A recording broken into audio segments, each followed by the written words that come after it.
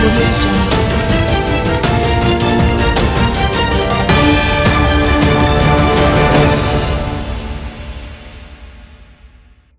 防御锁哈。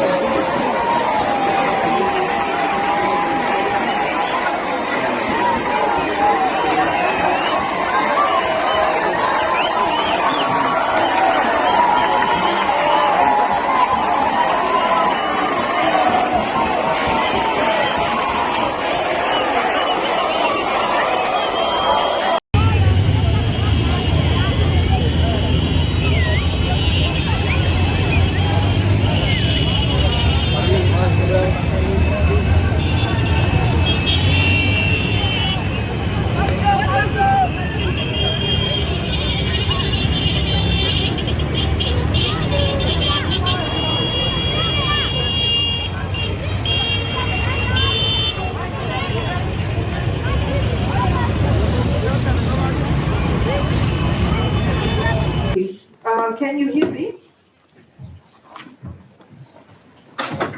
You have the floor, madam. Thank you. Mr. President, distinguished members of the Council, Madam Minister of State, Minister of Foreign Affairs of the Democratic Republic of the Congo, Permanent Representative of the Republic of Rwanda, and other distinguished ambassadors and representatives. Thank you for convening an emergency meeting of the Security Council to follow up on the situation in Goma. Allow me to share with you our understanding of the current situation and the implications for MONUSCO. The escalating clashes in eastern DRC have resulted in massive displacement. More than 178,000 people fled Calais territory when the M23 took over Minova, with more than 34,000 of them seeking refuge in already overcrowded existing IDP sites in and around Goma. This surge has exacerbated an already dire humanitarian situation and also a protection situation, overwhelming Goma's infrastructure and compounding challenges related to water, electricity, and medical services. Despite the deliberations and the appeal by member states at the Emergency Security Council meeting on 26 January, the M23 RDF launched an attack on Goma using heavy direct and indirect fire within hours after the conclusion of the Security Council meeting. These attacks continue to ravage the city, killing, injuring, traumatizing, and displacing civilians and exacerbating the crisis. In accordance with its obligations under international humanitarian law, during the last few days, MONUSCO has received a large number of people seeking refuge, including officials and various elements who have surrendered their arms, which underscores once again the critical role of peacekeeping in such a volatile environment. The mission's human rights component also continues to receive requests for individual protection measures from human rights defenders and civil society organizations, and is working internally and with external partners to ensure their safety.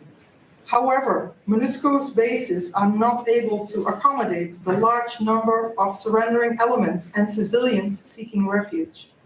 Moreover, our bases are not safe themselves. 2 mortars fell in MONUSCO bases and compounds in the last 3 days, as well as countless bullets. Installations of former police unit staff in Jambar camp have been destroyed and burned. MONUSCO is storing voluntarily relinquished or abandoned weapons in accordance with international standards. MONUSCO is taking concrete steps to secure these weapons surrendered by various fighting elements to avoid any possible scenario where the mission could be put under pressure to hand over those weapons to any group. Casualty evacuation efforts remain a significant challenge. During the fighting in Sake, which began 4 days ago, peacekeepers were seriously injured. We continue to do our utmost to ensure timely evacuation of injured peacekeepers and other casualties to our level 3 hospital in Goma, despite continuing challenges. The fighting of the past week has also severely hampered supply convoys and consumed many resources held by MONUSCO's units. Damage to camps, including water tanks, generators, and vehicles, has further exacerbated the situation. Many troops are now running out of critical equipment, especially water, food, medical supplies, and blood. In some camps, fuel shortages have rendered generators inoperable, affecting communications equipment. In addition, a significant number of non-combatants have sought refuge in MONUSCO's camps in need of food, water, and medical care, further straining already limited supplies. The MONUSCO warehouse at the airport has been looted, further depleting supplies. The courthouse in Goma has been looted, and I can continue with this list. The proliferation of weapons in Goma poses a significant risk as combatants blend into the civilian population and abandoned military depots are looted by civilians. The mass influx of internally displaced persons without shelter, the separation of families, the proliferation of armed elements, and the escape of prisoners following a breakout from Goma prison increase the vulnerability of women and children to sexual and gender-based violence. Therefore, in line with the appeal of the Bishop of Goma, we call on all parties and the population to guarantee the protection of life and access to basic services for all and to prevent sexual violence. Armed clashes in Masisi, Rutshuru, and Nyiragongo continue to result in civilian casualties and displacements, further escalating the humanitarian crisis. Electricity and water supplies remain disrupted in Goma, and medical facilities are completely overwhelmed. Due to the intensity of the ongoing combat and the proximity of the front lines, humanitarian operations have been suspended or readjusted. Immediate action is required to alleviate the suffering of civilians and enable life-saving humanitarian efforts to proceed. Moreover, ethnically motivated attacks in a region with a very sensitive history need to be taken seriously. In the past 4 days, the Human Rights Office has documented at least one case of ethnically motivated lynching in an IDP site in Goma, as well as physical and verbal violence against journalists in Goma, all due to their perceived ethnic identity. In light of the ongoing crisis, we urgently require the end of jamming and spoofing, as well as the establishment of humanitarian corridors between Goma, Minova, and Bukavu. This will allow the resupply of essential items, the rotation of humanitarian staff, and the safe movement of civilians. We also appeal for the establishment of high-level diplomatic channels to ensure that critical airports, border points, and humanitarian access routes are reopened without delay. We stress that military action cannot resolve this conflict.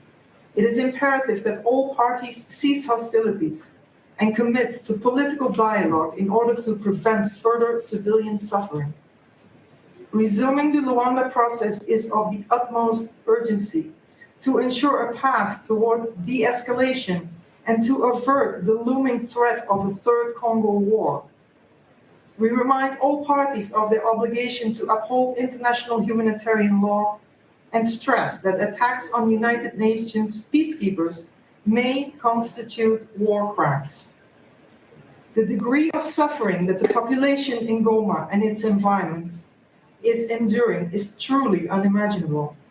Let us please draw on our humanity and do our utmost to bring an immediate end to such levels of violence and suffering.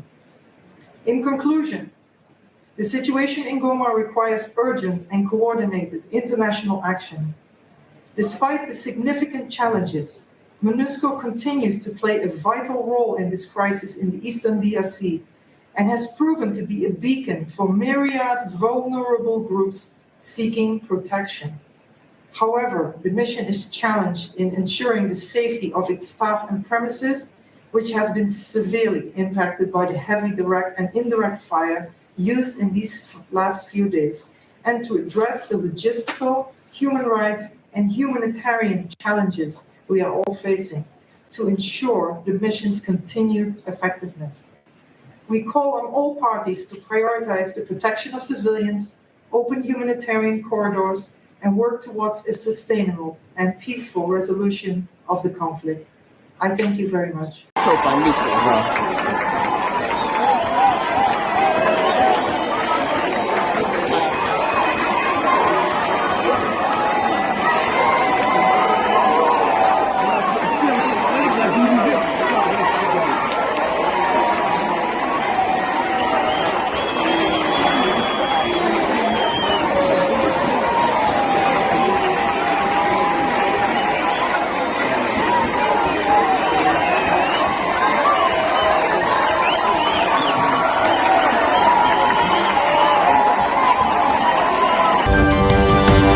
Perre.